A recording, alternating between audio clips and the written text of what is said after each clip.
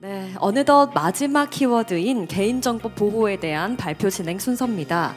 끝까지 함께 해주신 여러분들을 위해서 소정의 기념품이 준비되어 있다고 합니다. 참고해 주시고요. 계속해서 주제 발표 이어가 보도록 하겠습니다. 개인정보 보호 키워드에 대한 첫 번째 발표는 글로벌 개인정보 보호 인증제 도입, 지난 1년간의 성과와 향후 계획에 대해서 한국인터넷진흥원 개인정보협력팀 정태인 팀장님께서 발표해 주시겠습니다. 큰 박수 부탁드립니다. 네, 방금 소개받은 개인정보협력팀 정태인입니다. 오늘 제가 말씀드릴 거는 글로벌 개인정보보호 인증 제도인 CBPR에 대해서 간단하게 좀 소개를 해드리고 한 1년 반 정도 저희가 운영을 했는데 어떤 성과가 있었는지 좀 설명을 드리겠습니다. 네, 말씀드릴 내용은 이렇게 두 가지입니다. 먼저 이제 그 CBPR 인증 제도에 대해서 잘 모르시는 분들이 있을 것 같아서 간단하게 좀 설명을 드리면 이게 이제 글로벌 개인정보보호 인증 제도라고 보시면 되는데 이제 주도한 것은 에이펙에서 이제 미국이 주도를 했습니다. 미국이 전통적으로 이렇게 개인정보를 포함한 데이터를 국경 간 이전을 해서 자유롭게 활용하는 것을 되게 선호하는 국가인데 그래서 미국에서 그 에이펙의 그 다른 국가들과 이제 그 뜻을 모아서 국경 간의 개인정보 이전을 할 때 최소한의 개인정보 관련된 기준들을 만족을 하면 그 CBPR이라고 하는 인증을 주고 그 인증을 취득한 기업인 경우에는 국외 이전을 할 때 어떤 사용할 수 있는 수단 중에 하나로서 활용을 하자라는 취지로 이 처음에 제도를 시작을 했고 현재는 9개 국가가 이제 이 CBPR 인증 제도를 자기들도 운영을 하겠다라고 해서 이제 그 가입을 한 상태이고요. 여기 이제 몇몇의 국가들을 보시면 대부분 짐작하시겠지만 이제 미국과 친한 또는 미국과 이렇게 교역이 많은 그런 국가들이라고 보시면 될 것 같고 한국은 2017년에 가입을 해서 19년에 인증기관 지정을 받았습니다. 그리고 이제 에이펙에서 활동을 하다 보니 아태 지역이라고 하는 어떤 지역적인 좀 한계가 있다 보니까 아태 지역 외로 좀 더 확대를 해보자라고 해서 글로벌 CBPR 포럼이라고 해서 이제 다른 그 아태 지역 이외의 국가들도 회원으로 받아서 좀 확장을 하려고 하는 그런 노력을 하고 있고 그런 노력의 일환으로 글로벌 CBPR 포럼도 출범을 했고 영국도 지금 준 회원으로 이제 가입을 했습니다. 그러면 그런 CBPR 인증 제도의 특징에 대해서 간단하게 좀 말씀을 드리면 아까 말씀드린 것 같이 각 국가별로 개인정보의 법제가 다 다양하다 보니까 그 법제를 대체할 목적으로 만든 것이 아니고 개인정보의 보호를 하기 위한 최소한의 요건 50개의 인증 기준을 뽑아서 활용을 한 것이다 보니까 기존의 다른 국가에 있는 개인정보 관련된 법이나 제도를 대체하지 않습니다. 그런 비대체성을 가지고 있고요. 당연한 얘기지만 자발적으로 하는 자발성이 있고요. 그리고 각 국가별로 우리는 이러이러한 부분을 좀 추가해서 이렇게 운영을 하겠다라고 할 수 있는 그런 유연성을 가지고 있습니다. 그리고 기본적으로 뭐 전세 각 국가의 개인정보 법제를 잘 준수하는지를 확인하는 것이 아니고 국경 간의 데이터를 이전할 때 활용을 하려는 목적이다 보니 활용 중심이라고 보실 수 있겠습니다. 그러면 이제 인증제도의 운영 요건에 대해서 이제 세 가지를 설명을 드리겠는데요. 첫 번째는 국가 간의 어떤 분쟁이라든지 향후에 문제가 생겼을 때 법 집행하는 데 협력할 수 있는 체계를 구축해야 된다라고 해서 CPEA라는 것을 가입을 해야 그 다음에 이제 CBPR 프로그램에 가입할 수가 있습니다. 다음에 이제 두 번째는 아무래도 개인정보에 관련된 것이다 보니 개인정보에 관련된 법이 있어야 되고 법을 집행할 수 있는 정책기관이 있어야 됩니다. 그러니까 한국 같은 경우에는 개인정보보호법이 있고 개인정보위원회가 정책기관으로 들어가 있습니다. 그다음에 세 번째로는 실제로 인증제도를 운영을 해야 되니까 이제 인증기관을 지정을 해서 운영할 수 있는 이렇게 세 가지로 구성이 되어 있다라고 보시면 되겠습니다. 네, 한국은 설명드린 것 같이 개인정보보호법 그리고 이제 개인정보위원회가 정책기관을 맡고 있고 한국인터넷진흥원이 19년 12월에 인증기관으로 지정을 받아서 저희가 이제 좀 준비 기간을 거쳐가지고 22년 5월에 인증제도를 이제 운영을 시작을 했습니다. 앞에 그 장표에서 잠깐 나왔었는데 그러면 에이펙 그 CBPR은 인증 제도를 만들 때 50개 인증 기준을 어떻게 설계를 했느냐 하는 부분인데 이제 개인 정보를 하시는 분들은 잘 아시겠지만 OECD에서 이제 8대 원칙이라고 하는 8원칙이 되게 이제 그 여러 국가에서 그 원칙을 기반으로 자기들의 법을 만들 때 많이 이제 그 참고를 했는데 에이펙에서도 마찬가지로 프라이버시 9원칙이라는 것이 있습니다. 뭐 OECD 8원칙이랑 대동소이한데요. 그래서 이 9개의 원칙별로 인증 기준들을 만들어서 이제 50개의 인증 기준을 만들었다라고 보시면 되겠습니다. 근데 이제 저희가 한국에서 CBPR 인증 제도를 론칭을 하려고 개시를 하려고 준비를 하다 보니까 이 에이펙의 9대 개인정보 원칙이 한국의 기업들한테는 좀 잘 이렇게 와닿지가 않는 거예요. 그래서 저희가 이 원칙대로 설계된 50개 인증 기준을 그대로 활용을 하면 기업들한테 좀 이렇게 잘 와닿지 않겠다라는 생각이 들어서 저희가 이제 ISMS-P의 그 어떤 그 큰 구조를 좀 저희가 많이 벤치마킹을 해서 그러면 개인정보 관리 체계 그 다음에 개인정보의 어떤 우리가 흔히 얘기하는 생명주기라고 하는 부분 수집을 하고 이용하고 위탁하고 제공하고 파기하는 부분은 넣지 않았지만 이제 그런 부분 그 다음에 정보 주체의 권리 그다음에 이건 좀 특이한 부분인데 무결성 그다음에 일반적인 보호 대책 이렇게 6가지로 좀 개편을 했습니다. 이렇게 개편도 했고 그다음에 저희가 이 CBPR 인증 제도에 대한 해설서를 만들 때 이제 ISMS-P의 인증 기준과 CBPR 인증 기준 이렇게 매핑을 해서 CBPR 인증 기준에 해당하는 ISMS-P 인증 기준을 보면 그걸 보고서 기업들이 쉽게 이해할 수 있도록 이제 그런 노력을 거쳐서 이거를 좀 그 재편을 했습니다. 자 그러면 CBPR 인증을 받게 되는 경우에 이제 어떤 효용이 있는지를 설명을 드리면 이제 기업 입장에서는 CBPR 인증 제도라는 것이 글로벌 인증 제도이다 보니 국제적으로 이게 통용될 수 있는 실제로 통용되고 있지는 않지만 글로벌 인증을 받았다라고 해서 어떤 이용자들한테 신뢰를 줄 수 있는 그런 부분이 있고 또 이제 어떤 새로운 시장에 진출을 한다거나 할 때 어떤 마케팅 목적으로도 활용할 수 있는 이제 그런 장점을 가지고 있습니다. 이용자 측면에서도 비슷한 서비스가 여러 가지가 있을 때 서비스를 선택할 때 CBPR 인증을 받았다라고 하면 이 인증을 받았으니까 보다 안전하게 개인정보를 관리할 수 있겠구나라는 생각을 하면서 선택을 할 수가 있는 그런 장점을 가지고 있고요. 정부 측면에서는 이러한 개인정보가 국외로 많이 이전이 되고 그다음에 그 서비스가 활성화되면은 해외 그 국가 간 교역에도 활성화되는 부분이 있다라고 그렇게 생각을 하고 있습니다. 자 그러면 실제로 CBPR 인증을 지금 운영을 한 지 벌써 한 10여 년 가까이 되는데 과연 국가별로 어떻게 운영을 하고 있는지 좀 설명을 드릴 텐데 전체적으로는 한 75개사가 인증을 받았으니까 한 제도가 미국이 시작을 한 지가 벌써 12년이니까 10년 동안 75개니까 뭐 연으로 따지면 한 7개, 8개 정도. 그래서 그렇게까지 아직 활성화되진 않은 상태인데 그럼에도 불구하고 기업들은 이제 많은 관심을 가지고 있고 미국이 제일 먼저 시작을 했고 인증기관도 4개를 지정을 해서 인증서 발급 건수 제일 많습니다. 이제 50개가 되고요. 그 다음부터는 이제 좀 뭐 우리가 이제 인증서 발급 건수라든지 국가 순위가 그렇게 중요한 것은 아닌데 그래도 이제 우리가 이런 거를 보면 늘 관심을 가지니까 말씀을 드리면 2위가 이제 싱가포르로서 이제 11개 인증서가 나가 있고 그 다음에 일본이 5개 인증이었는데 저희가 작년 5월에 이 제도를 개시했을 때 작년에 1호 인증이 나왔고 올해 지금 현재 여기 기준으로는 9개, 8개 인증을 추가를 해서 이제 9개가 되어서 23년 내에 이제 일본을 추월을 했고 지금 현재 그 저희 예상으로는 12월 중에 한 건 내지 2건의 인증서가 더 발급이 되면 이제 일본과 같은 수준이 될 것으로 예상이 되고 내년에는 조금 더 저희가 힘을 내면 일본을 이기고 2위로서 자리를 매김할 수 있을 것 같습니다.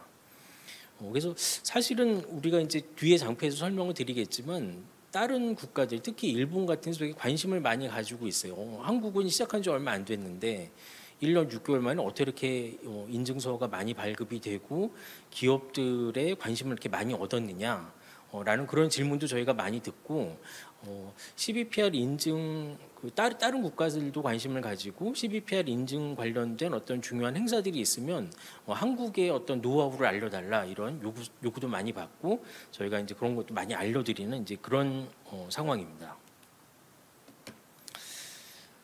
그러면 CBPR이 실제로 국외 이전할 때 어떻게 활용이 되냐라는 부분인데 현재는 일본하고 싱가포르에서 그 자국에서 수집한 개인 정보를 외국으로 보낼 때, 외국으로 이전할 때 외국으로 이전받는 기업이 CBPR 인증을 받은 경우에는 이렇게 인정을 해주고 있습니다. 한국의 경우에는 개인정보보호법이 개정이 됐는데 아직은 CBPR이 국외 이전할 수 있는 수단으로 인정을 받고 있지는 못하고 이 부분은 추후에 과제로 좀 남겨두어야 될 것 같습니다. 그러면 한 1년 6개월 동안 저희가 이제 인증 제도를 운영을 했는데 이제 어떤 성과가 있었는지 그냥 간단하게 제가 사진 위주로 좀 설명을 드리겠습니다. 네, 먼저 저희가 이제 인증 제도를 22년 5월에 저희가 시작을 했고요. 그래서 뭐 보도 자료도 배포하고 설명회도 이렇게 개최를 하고 했는데 저희가 의외로 기업분들이 관심이 많으셔가지고 저희한테 많이 문의를 해주셔가지고 저희가 이제 뭐 상담도 해드리고 뭐 필요한 부분에 대해서 안내도 해드리고 이렇게 한 바가 있습니다. 그래서 실제로 작년 5월에 시작을 했는데 작년 12월에 이제 네이버가 1호 인증을 받았고 그 이후에도 저희가 상반기 22년 6월까지만 6개 기업이 더 인증을 받아서 저희가 이제 그 6개 기업들은 다 좀 모시고서 인증서도 전달하고 그다음에 이제 어떤 부분들을 좀 우리가 개선하면 좋을지 그런 의견도 좀 청취하는 그런 시간을 가졌습니다. 그래서 그 여러 가지 의견이 나왔는데 이제 이분들 여기 왼쪽에 있는 사진에 있는 분들이 다 인증받은 기업의 CPO 분들이신데 이분들의 이제 공통적인 이야기가 이게 인증을 받은 목적은 어떤 마케팅에 도움을 받고 싶어서 이렇게 인증을 받았다는 말씀을 하시고 이제 어려웠던 거는 뭐든지 다 그렇지만 처음 받는 인증이다 보니까 누가 이제 도움 받을 데가 없으니까 그래서 이렇게 컨설팅을 받기도 어렵고 뭐 관련된 정보도 찾기가 어려워가지고 그래서 인증을 받느라고 되게 어려운 부분이 있었다. 향후에는 이러이러한 정보를 좀 더 많이 제공을 해주면 좋겠다. 또는 인증받은 기업들끼리 어떤 협의회처럼 이렇게 같이 정보를 좀 공유하면 좋겠다. 이제 이런 의견들이 많이 있었고요. 그다음에 실제적으로 좀 작은 규모의 회사인 경우에는 저희가 인증제도 얘기할 때 항상 나오는 얘기지만 실제로 이 인증받으려고 준비를 하면서 신규 인력도 채용하고 조직도 이렇게 확대를 한 그런 사례가 있었다고 이렇게 말씀을 하셨고 실제적인 인증 취득에 대한 인센티브를 조금 더 만들어서 좀 이렇게 보급을 해주면 좋겠다라는 의견이 있었습니다. 다음에 이제 인증제도 운영을 하려다 보면 인증 심사를 해야 되는 심사원이 이제 뭐 필수인데요. 그래서 저희가 인증 심사원을 작년에 그리고 올해 이렇게 두 차례에 걸쳐서 한 140여 명 정도를 양성을 했고, 그래서 이 심사원들을 이렇게 140명 정도 풀을 확보하게 되어서 이전에는 이제 심사팀을 꾸릴 때 심사원을 빨리빨리 수급을 못 해가지고 좀 이렇게 지연되는 부분이 있었는데 이제 그런 부분에 대한 문제는 많이 해소를 했습니다. 앞에 설명드린 것 같이 일본에서 되게 관심을 많이 가져서 그래서 일본의 인증기관이 이제 집대기인데 일본 정보경제사회추진협회인데 여기가 혹시 아시는 분은 아시겠지만 ISMS에 해당하는 ISO 27001 인증기관이기도 하고 한국으로 따지면 뭐 프라이버시 마크에 해당하는 P 마크 제도도 운영을 하고 있는 그런 곳인데 우리가 이제 협력을 좀 하고 싶다라고 해서 이렇게 연락을 했더니 되게 좀 호의적인 반응을 보여서 그래서 이제 한국에서 저와 다른 연구원이 2명이 이제 일본에 방문을 해서 3일간 그리고 이제 여러 가지로 인증제도 실제로 어떻게 운영을 하는지 왜 일본에서는 이렇게 인증제도가 활성화되지 않는데 한국은 왜 이렇게 활성화됐는지 또 어떤 부분이 이렇게 그 기업들이 그 생각하는 그런 그 포인트인지 이제 이런 부분들에 대해서 좀 다각적인 논의를 했고 되게 좀 의미 있는 시간을 가졌고 향후에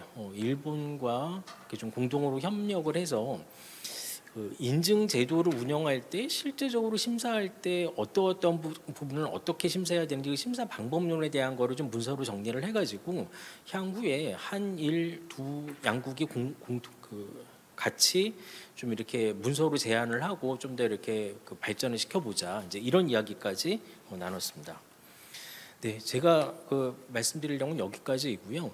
그 계획을 간단하게 이제 장표를 만들지는 않지만 계획을 좀 말씀을 드리면 인증제도를 한 1년 반 정도 운영을 해보니까 개선해야 될 부분이 좀 많이 있겠더라고요. 개선해야 될 부분도 있고 또 그 다른 일본의 사례를 들어보니 한국에서 하는 부분이 조금 이렇게 기업들이 어려워하는 부분도 있겠다라는 생각도 들고 해서 그런 부분들에 대한 거를 좀 반영을 해서 내년도에는 CBPR 인증제도에 대한 해설서도 좀 다시 개발을 하고 그다음에 실제 심사할 때 필요한 그런 그 방법론도 조금 더 보완을 하도록 그렇게 할 생각입니다. 네, 이것으로 발표를 마치겠습니다. 감사합니다. 네, 감사합니다. 정태인 팀장님의 발표였습니다. 다음은 개인정보 침해 사고 대응 성과에 대해서 한국인터넷진흥원 개인정보조사단 차윤호 단장님께서 발표해 주시겠습니다. 네, 큰 박수로 무대 위로 모시겠습니다. 예, 방금 소개받은 개인정보조사단 차윤호입니다. 제가 발표드릴 내용은 개인정보 침해 사고 대응 성과에 대해서 말씀드리겠는데요. 시간이 아마 한 20분 정도밖에 남은 거 안 해서 제 뒤에 또 한 분 마지막 중요한 발표가 있거든요. 그래서 좀 핵심 위주로 간략하게 말씀드리도록 하겠습니다. 총 5가지 목차고요. 각각 설명드리겠습니다. 먼저 그 아침부터 오후 1시부터 쭉 그 정보통신망법과 관련되어 있는 여러 얘기들이 지나간 것 같은데 저희가 이제 가장 친숙한 용어는 침해 사고라는 개념이죠. 굉장히 폭넓은 개념이고 그 중에서 어떻게든 일부 개념 중에 하나가 그 유출과 관련된 내용들일 거고 우리 개인정보보호법에서는 크게 이제 유출 신고에 대한 사업자에 대한 의무, 그다음에 침해 신고라는 정보 주체 국민들의 권리 보장과 관련되어 있는 2가지 신고 체계가 있습니다. 그래서 유출이라는 개념은 자료를 한번 읽어보시면 될 것 같고요. 올해 9월에 이제 개인정보보호법이 2차 개정이 되면서 유출에 대한 여러 가지들이 통합이 됐습니다. 그래서 처리자가 유출 신고와 관련해서는 72시간 안에 신고할 의무를 갖도록 하고 있고 관련해서 유출에 대한 신고 대상도 조금 완화를 했죠. 1000건 이상의 개인정보가 유출되거나 고위식별 정보, 민감 정보가 유출된 경우 아니면 우리 얘기했던 그 전통적인 그 망법에서의 침해 사고에 의해서 개인정보가 유출되는 경우에 대해서는 신고 의무를 부여하고 있습니다. 그래서 개인정보 유출이라는 어떤 게 유출이냐 이렇게 바라보면 법에서는 첫 번째로는 분실, 그 처리자가 이제 분실한 경우죠. 그다음 두 번째는 도난, 그다음 세 번째로는 이제 유출된 경우 이것들을 하고 있고요.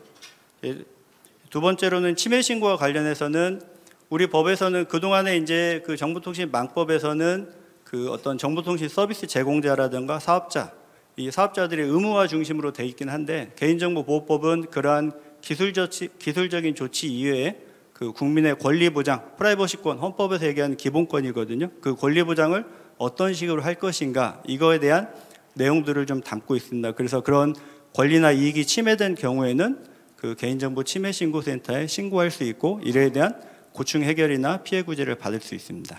오른쪽에 보시면 간단하게 그 대응 체계를 정리한 겁니다.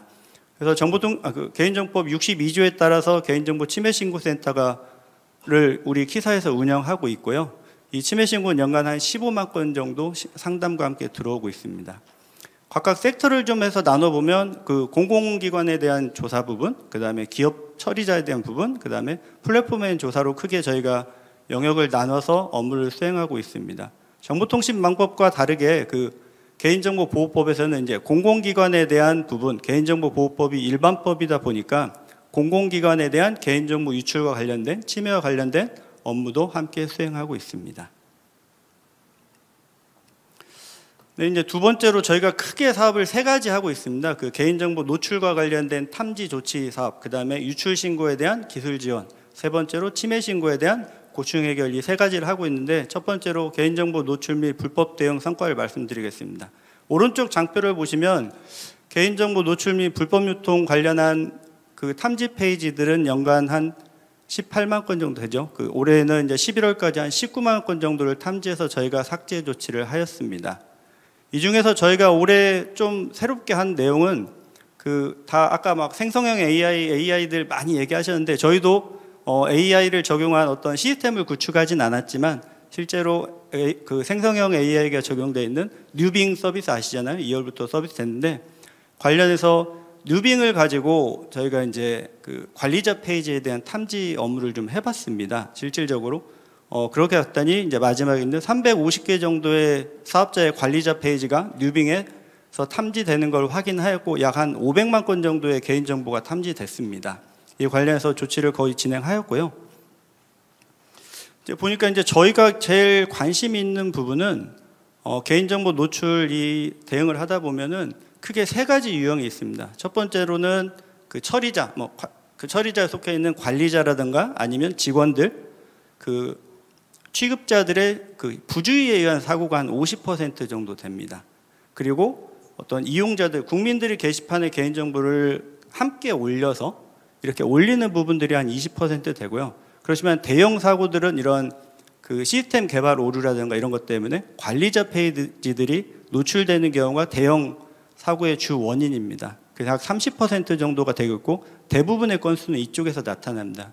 그래서 챗 GPT가 적용됐을 때 생성형 AI가 얼마나 강력한지 한번 저희가 내부적으로 테스트를 좀 해봤는데 아래와 같이 이제 발굴됐고 이 실제 URL이 구글 저희가 이제 가장 많이 쓰는 게 구글 검색 엔진이지 않습니까? 그쪽에 대해서도 좀 확인을 해봤더니 실제로 구글에서는 뜨지 않더라. 그리고 최근에 저희가 또 이런 테스트를 좀 해봤더니 뉴빙도 실질적으로 많이 보완을 해가지고 이러한 개인정보가 노출되는 그 페이지나 정보에 대해서는 그 별도로 안내를 해서 더 이상 보여지지 않는다. 이런 식의 안내문으로 바뀌는 걸 확인할 수 있었습니다. 관련해서 저희가 탐지라면 이런 대응 조치를 하는데 오른쪽 장표에 보시면 그 전년 대비 그 50% 정도 단축을 하였습니다. 이게 이제 저희 단의 그 BP 중에 하나인데 실질적으로 그동안은 이제 저희가 개인 처리자에 연락하고 이런 부분인데 실질적으로 처리가 안 되는 영세나 어떤 자영업자분들 굉장히 있습니다. 호스팅 서비스를 사용하거나 이런 부분인데 기술 지원이 되지 않기 때문에 지속적으로 그 탐지 그 노출 페이지들이 유지되는 걸 확인할 수 있어서 호스팅사와 함께 그 관련된 기술 지원 사업을 올해 좀 더 중점적으로 추진했고요. 그다음에 이제 정말 폐업이라든가 이런 것 때문에 연락이 안 되는 부분에 대해서는 통신사나 그 방심위와 통해서 어떤 차단 조치를 함으로써 그것들이 실제 검색되지 않도록 조치를 하였습니다. 유출 신고와 관련해서 좀 말씀을 드리겠습니다. 보시면 유출 신고는 앞에서 그 침해 신고도 굉장히 4년간 굉장히 많은 수준으로 증가한 걸 알 수 있는데 개인정보 유출 신고도 마찬가지입니다. 전년 대비 거의 2배 정도 유출 신고가 증가했고요.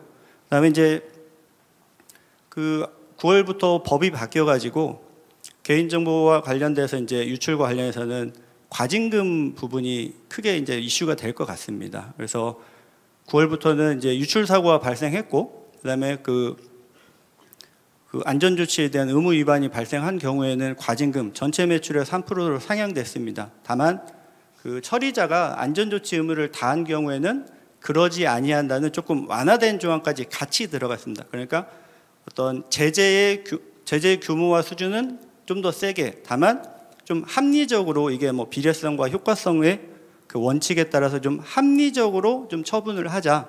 최근에 아마 최종 판결 난 그 기사 보시면 아시겠지만 위메프 관련해서 최종적으로 법원의 판결이 있었죠. 물론 개인정보위원회가 출범하기 전인 그 방송통신위원회에서 처분한 내용이긴 하지만 실질적으로 전체 그 이벤트 페이지에서 이제 그 유출 사고가 발생했고, 그렇지만 그렇다더라도 그 위메프의 매출과 관련된 거기 때문에 위메프의 전체 매출을 관련 매출을 보는 것은 타당하다.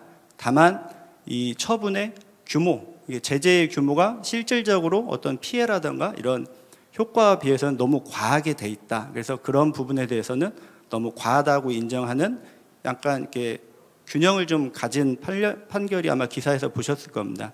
그런 것처럼 그 처리자들은 개인정보 유출 사고가 발생하면 그 부분에 대한 책임은 점점 더 세게 물을 거니까 그에 대한 조치를 해야 되고, 특히 그 안전조치와 관련해서는 실질적으로 어떤 과징금 처분에 대한 예외가 있지 않습니까? 그 안전조치를 다한 경우에는 면제다. 그러지 아니한다고 되어 있기 때문에 이런 안전조치와 관련된 부분에서는 지속적으로 점검하고 분석하고 그다음에 개선하는 노력들이 필요하고, 이런 노력은 일순적으로 이루어지지 않기 때문에 관리 체계를 도입해서 지속적으로 해야 될 것 같습니다. 그 관리 체계 그 효율적인 수단 중에 하나는 ISMS-P 같은 어떤 관리 체계를 전사적으로 도입해서 그것들을 지속 관리하는 노력들이 많이 필요할 것 같습니다.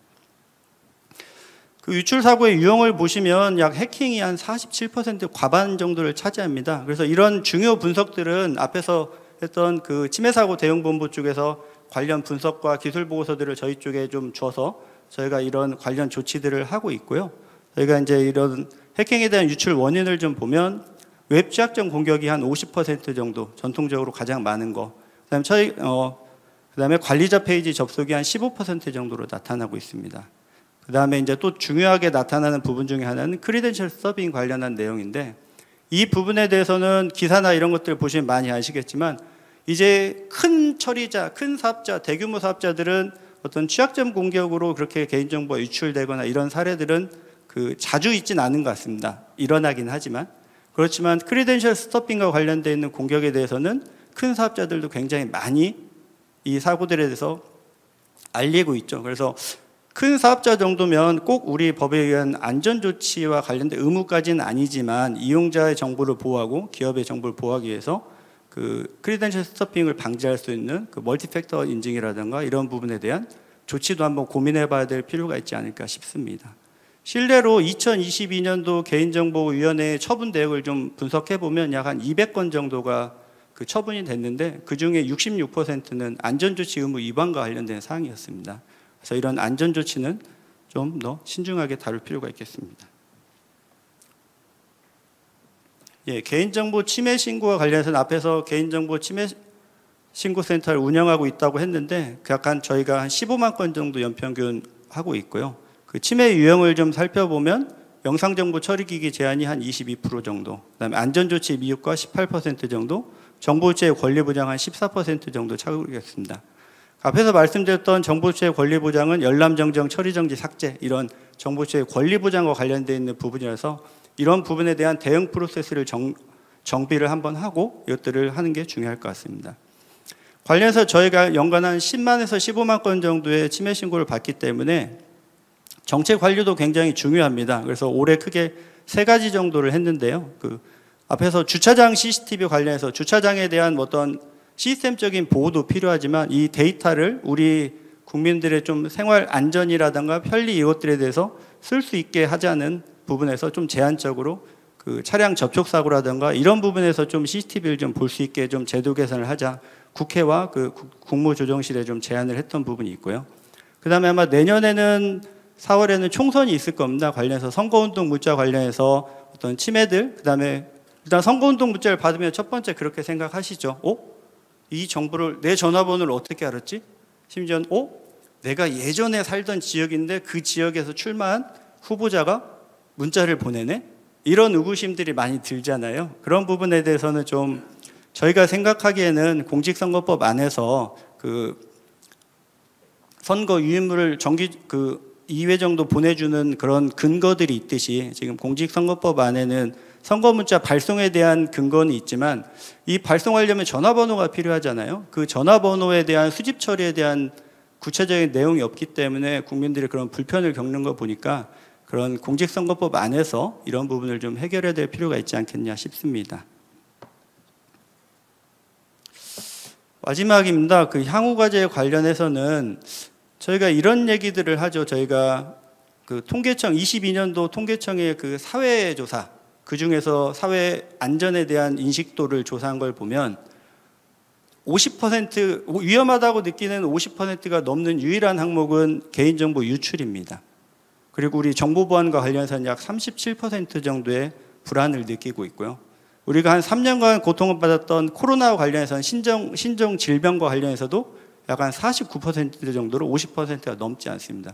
국민들은 개인정보 유출에 관련해서 개인정보 침해에 대한 부분에 대한 인식은 굉장히 높죠. 그렇지만 다만 이거에 대한 보호를 위한 노력, 투자 이런 것들에 대해서는 굉장히 미비하죠. 프라이버시 패러독스라고 얘기를 하는데 이런 부분에 대해서 정부에서도 여러 서비스를 합니다. 저희 같은 경우는 대표적으로 털린 내 정보 찾기 서비스를 해서 유출된 아이디와 패스워드를 좀 확인해서 아이디를 이게 패스워드를 좀 바꾸는 노력들 이런 것들을 제공하고 있는데 국민들 입장에서도 자기의 정보는 조금 더 보호하고 이런 서비스들을 활용해서 조금 더 안전하게 관리하는 노력도 좀 필요하지 않을까 싶습니다. 이상 발표를 마치도록 하겠습니다. 네, 감사합니다. 차윤호 단장님의 발표였습니다. 어느덧 개인정보 보호 세션 마지막 순서입니다. 이번에는 불법 스팸 대응체계 고도화를 통한 이용자 보호 강화 방안에 대해서 한국인터넷진흥원 이용자 보호단 정원기 단장님께서 발표해 주시겠습니다. 예, 안녕하십니까. 한국인터넷진흥원 이용자 보호단장 정원기입니다. 늦은 시간 마지막까지 자리에 함께해 주신 여러분들께 감사의 말씀을 드리면서 제가 제 발표가 마지막 순서다 보니까 사실 시간의 압박이 크지 않을까 걱정을 좀 많이 했습니다. 근데 다행히도 시간 관리가 잘 돼서 좀 여유는 있을 것 같긴 하지만 많은 분들이 힘들고 지치신 것 같아서 최대한 짧고 간결하게 마칠 수 있도록 해보겠습니다. 제 발표 주제는 불법 스팸 대응체계 고도화를 통한 이용자 보호 강화에 대한 부분이고요. 먼저 지난 20년 동안 불법 스팸 대응 과정에서 나타난 한계와 문제점들을 토대로 해서 올해는 어떤 전략 방향을 세웠고 그에 따라서 어떤 활동들을 실제로 추진을 했고 어떤 성과를 거뒀는지에 대해서 좀 간략히 소개를 해드리고자 합니다. 2003년에 키사 내 불법 스팸 대응센터와 전담 부서가 설치가 됐습니다.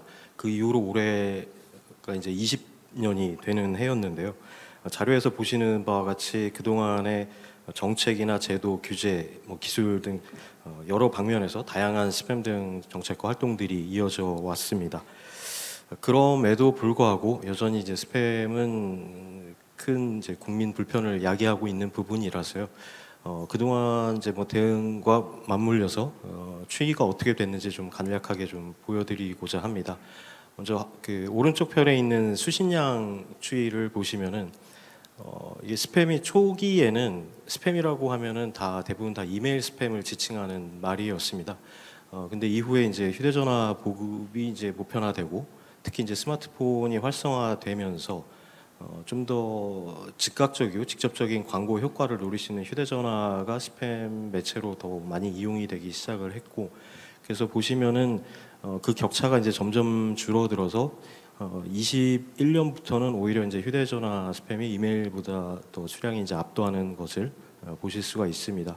그 좌측에 있는 신고의 부분은 사실 이게 꼭 스팸이 늘고 줄음을 나타낼 수 있는 지표라고 보기는 어렵습니다. 신고 편의를 얼마나 개선을 하느냐 또는 방법을 얼마나 다양화하느냐에 따라서 달라질 수 있는 부분이기 때문에 이메일과 휴대전화를 직접적으로 놓고 비교하기도 어려운 부분이긴 한데, 그래도 전체적인 이제 추세를 보면은 휴대전화 스팸이 지속적으로 좀 증가하고 있는 모습을 보실 수 있을 것 같습니다.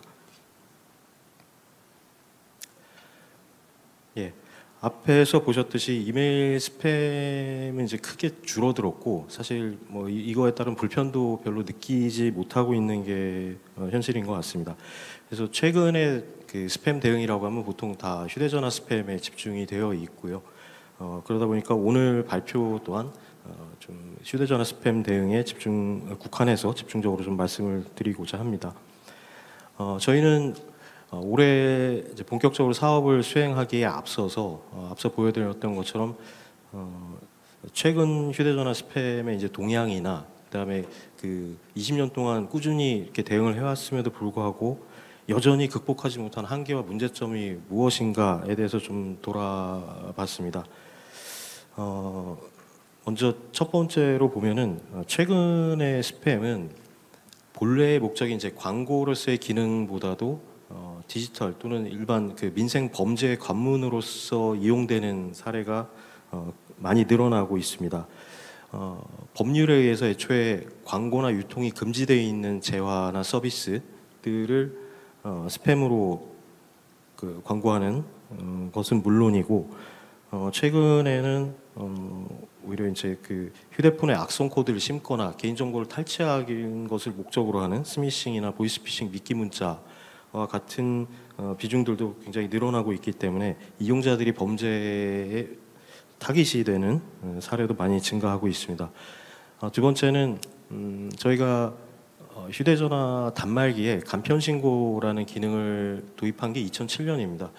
그 이후에 이제 굉장히 많은 신고량이 증가를 해오긴 했습니다만 여전히 작년 기준으로 보면 한 번이라도 스팸을 신고한 사람들의 숫자는 한 300만 명이 채 되지 않습니다.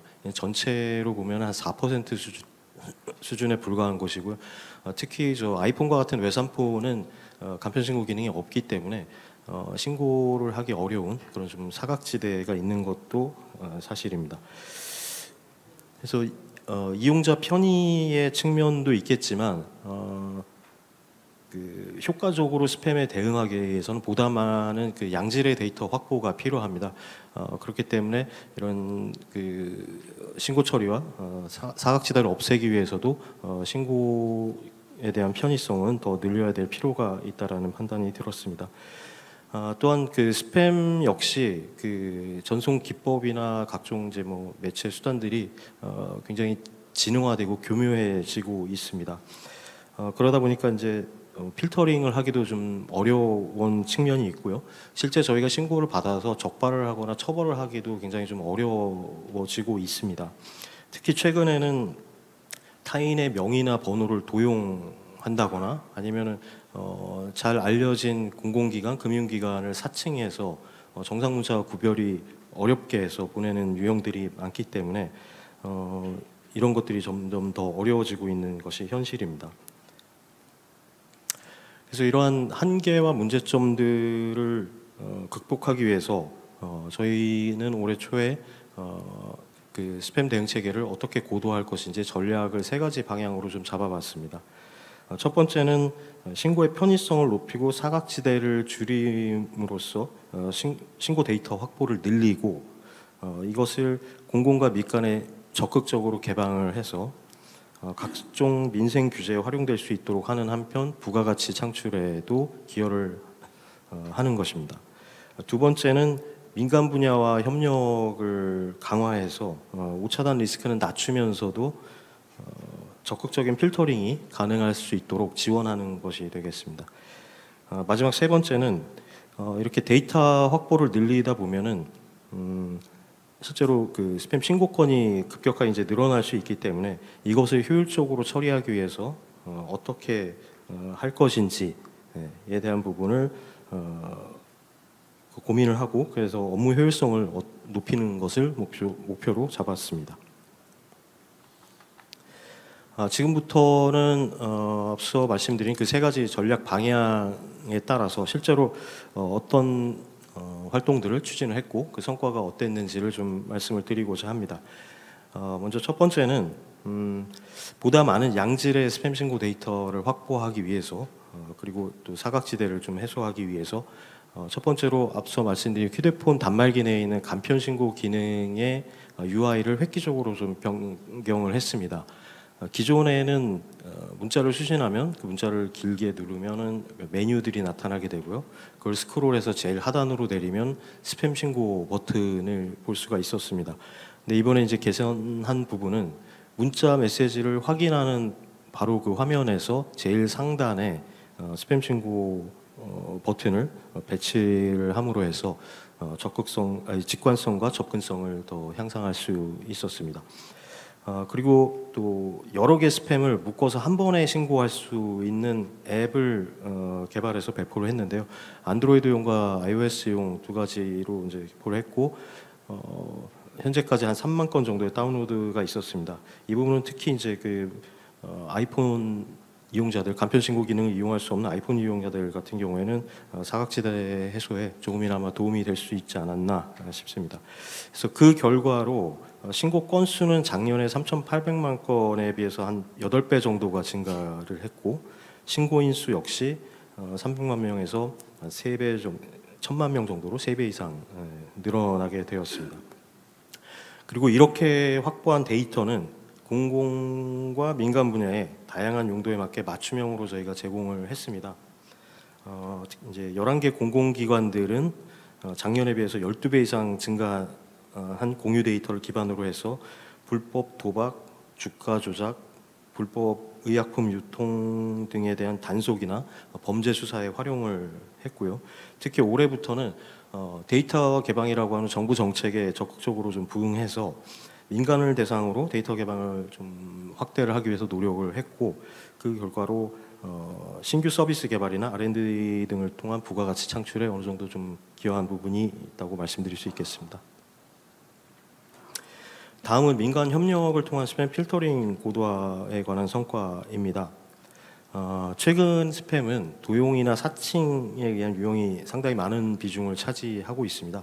그래서 이 부분들을 좀 효과적으로 방지할 수 있기 위해서 첫 번째로 이통사에서 제공하는 번호도용 문자 차단 서비스 가입 확대를 추진했습니다.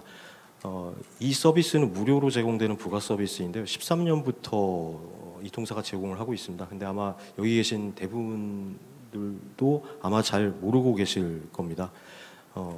이 서비스에 가입을 하게 되면 대량 문자 발송 서비스에서 본인의 번호로 다른 사람이 자기 번호를 도용해서 대량 문자 서비스를 통해서 발송하는 문자를 아예 원천적으로 막아주는 것입니다. 그래서 기회가 되시면 꼭 서비스에 가입을 하시면 좋겠고요.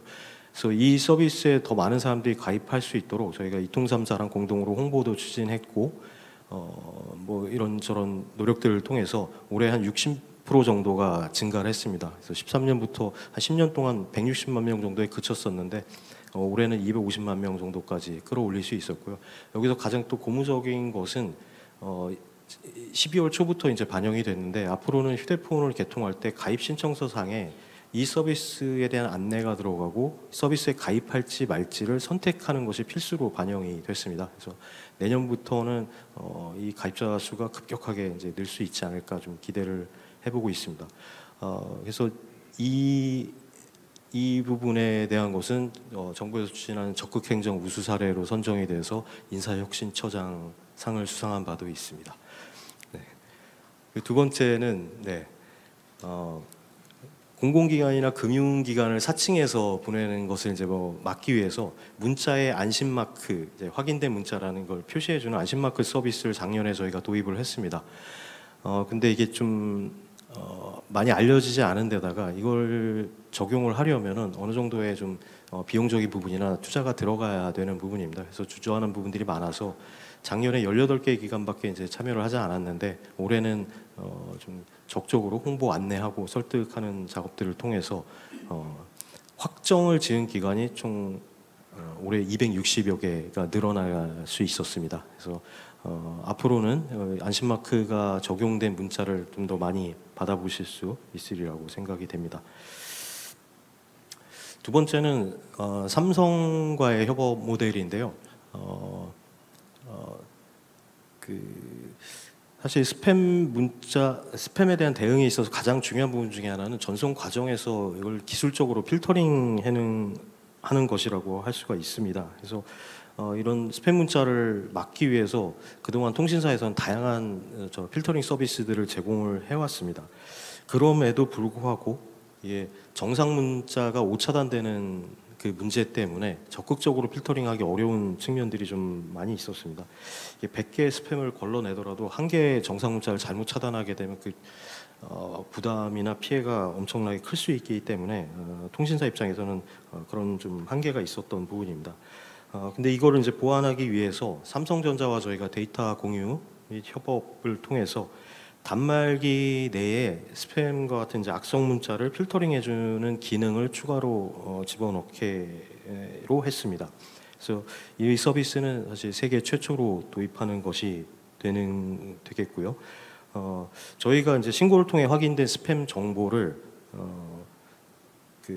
토대로 해서 삼성전자에 제공을 하게 되면 삼성에서는 이 데이터들을 활용해서 문자가 수신될 때마다 스팸 여부를 판단해서 걸러주게 되는데, 여기서 가장 좀 다른 점이 있다면 그냥 차단을 하는 것이 아니라 별도의 문자함을 만들고 그쪽으로 이제 분류를 해주는 겁니다. 그래서 만약에 혹시라도 잘못 오차단이 될 경우에 이용자가 직접 복구할 수 있도록 했기 때문에 그래서 좀 오차단에 대한 리스크 에도 불구하고 좀 더 적극적으로 필터링을 정책을 가져갈 수 있는 그런 좀 게 되지 않을까 싶습니다.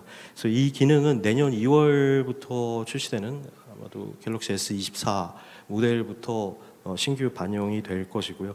이전 단말기들은 이제 업데이트를 통해서 순차적으로 상반기 중에 다 적용이 될 계획을 가지고 있습니다. 그래서 이렇게 하게 되면 연간 최소 1.6억 건 이상의 스팸 문자가 차단될 수 있을 것으로 기대를 하고 있습니다.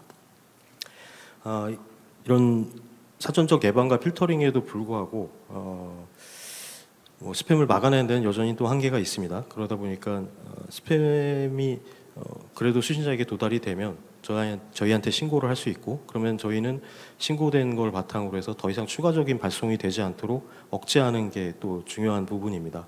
그래서 저희 쪽에 이제 다수 중복 신고된 스팸 문자의 발신 번호를 저희가 블랙리스트로 만들어서 전체 9개 문자 중개사에 제공을 하반기부터 하고 있습니다. 그래서 하루에 한 400~500개 정도 번호를 제공을 하고 있고요.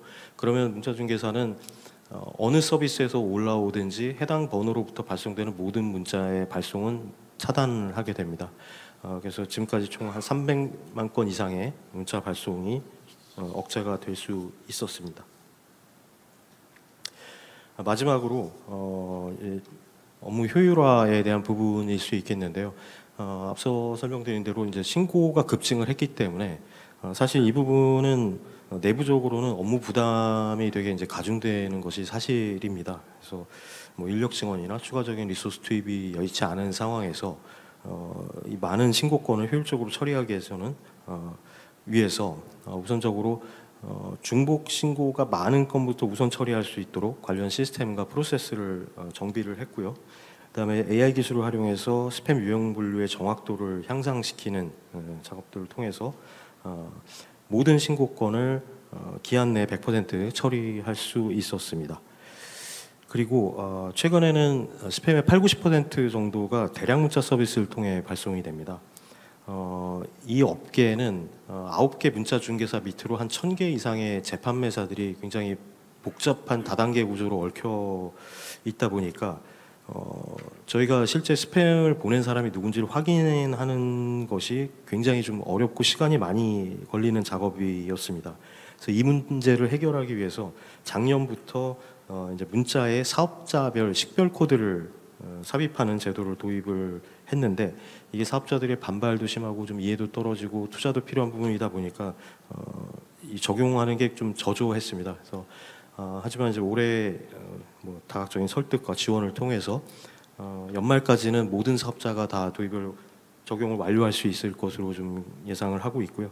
내년부터는 실제 식별 코드를 삽입하지 않는 사업자에 대해서는 행정처분 등의 제재가 시작이 됩니다. 그래서 앞으로는 실제 스패머나 또는 관련된 사업자를 확인하는 작업이 훨씬 더 수월해져서 신속하게 핀셋 규제를 할 수 있을 것으로 기대를 하고 있습니다. 그 밖에도 이제 스팸 전송이 많은 대량 문자 서비스에 대한 집중 점검이나 악성 스팸과 관련한 수장기관과의 합동 수사 등을 통해서 다수의 행정처분이나 검거 실적을 거둘 수 있었고요. 최근에 또 스팸 경로로 많이 이용되는 카카오의 오픈 채팅방이나 채널 서비스로의 접속 유도를 제한하기 위해서 긴밀한 협력 체계를 구축하기도 했습니다. 지금까지 설명드린 것처럼 저희가 대응 체계를 고도하고 여러 가지 대응 방안들을 추진을 했음에도 불구하고 안타깝지만 스팸은 여전히 근절이 되지 않고 있습니다. 그래서 앞으로도 제도나 기술에 있어서 어떤 허점이나 문제가 없는지를 면밀히 좀 살펴보고 보완책들을 마련해서 지속적으로 스팸을 감축해서 국민 불편을 최소화할 수 있도록 더 노력하도록 하겠습니다. 예, 감사합니다.